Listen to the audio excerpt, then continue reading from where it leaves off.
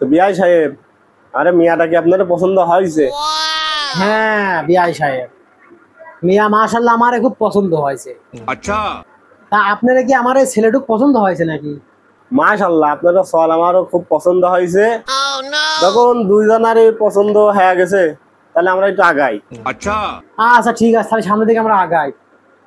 তা আমার কিন্তু দুইখান সত্য আছে। তা কোন আপনি কি দুটো সত্য? আমার প্রথম সত্য হইলো, আমার মিয়ার পাইতে মাথা অব্দি কখনো বাদে দিয়ে কিন্তু নিয়ে রাতে হবে না। আর দ্বিতীয় সত্য, আমার মিয়া কিন্তু কোনোদিনও আপনারা এই মাঠের কাজ মাজ করতে দেবেন না।